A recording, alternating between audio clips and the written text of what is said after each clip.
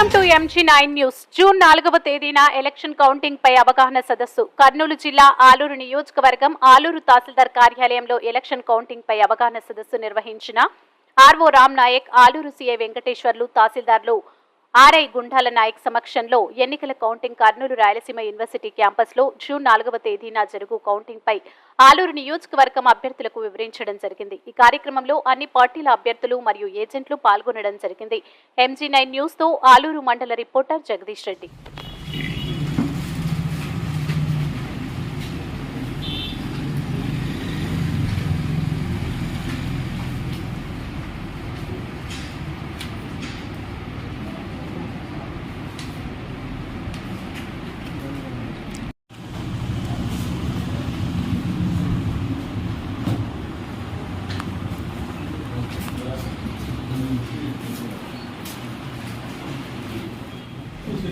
మా కొడుకులు కాదు, దయచేసి ఇబ్బంది లేకుండా మూడు సెట్ మాకు ఇచ్చి ఒక ఫోటో ఇస్తే ఐడి కార్డు ఇస్తుంది.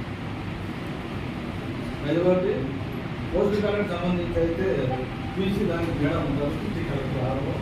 పోస్ట్ బ్యాలెట్కు పార్లమెంట్ సంబంధించి మేడం అమౌంట్ చేస్తాము. అసెంబ్లీకి మాత్రం మనం సపరేట్ రూమ్లో పెట్టుకుంటాం. పెట్టి మీ సమక్షంలో ఒక రూమ్లో పెట్టి రిసీవ్ చేస్తాం.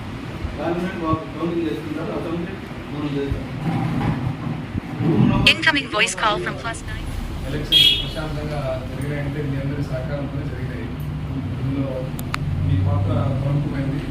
ఎలక్షన్స్లో ఎక్కడ కూడా సమస్యలు లేకుండా ఎలక్షన్స్ కంప్లీట్ చేశారు. ఇందులో ప్రత్యేక ధన్యవాదాలు. తర్వాత జూన్ 1వ తారీఖు ఇప్పుడు మీరు ఆల్రెడీ చూస్తున్నారు, స్టేట్ వైడ్ డెవలప్మెంట్ చూస్తున్నారు. కొన్ని ఏరియాస్లో గొడవలు, కొన్ని ఏరియాలు జరుగుతున్నాయి. బట్ మన ఏరియాలో ఎక్కడ కూడా ఎలాంటి ప్రాబ్లం లేకుండా మీరందరూ కూడా కంట్రోల్గా ఉన్నారు. మీ వాళ్ళు కూడా కంట్రోల్గా ఉంచుకుంటున్నారు. జూన్ 1వ తారీఖు తర్వాత 4వ తారీఖు మధ్యలో, జూన్ 1వ తారీఖు ఎగ్జిట్ పోల్స్ వస్తాయి. ఎగ్జిట్ పోల్స్ వచ్చిన తర్వాత కొంత అక్కడక్కడ డిస్టర్బెన్సెస్ ఉంటాయేమో అని చెప్పి మొత్తం స్టేట్ వైడ్ చిన్న యాంటిసిపేషన్లో భాగంగా ఈరోజు మీ అందరితో మాట్లాడే అవకాశం వచ్చింది. సో మీకు మా పోలీస్ డిపార్ట్మెంట్ తరఫున కొన్ని సలహాలు, సూచనలు, ఇవేమీ ఇన్స్ట్రక్షన్స్ కాదు, సలహాలు, సూచనలు. ముందుగా అందరూ కూడా మీ క్యాడర్కి, పార్టీ క్యాడర్కి మీరు మామూలు సందేశం పంపిస్తారా, లేకపోతే ఒక వీడియో ద్వారా సందేశం పంపిస్తారా, లేకపోతే ఇంటర్నల్ మీటింగ్లు పెట్టి చెప్పుకుంటారా? సో ఎక్కడ కూడా ఎవరు ఆవేశాలకు లోను కావాల్సిన పని లేదు. ప్రజాస్వామ్యంగా ఎలక్షన్స్ అయిపోయినాయి. రిజల్ట్ ఎలా వచ్చినా అది తీసుకోవాలి.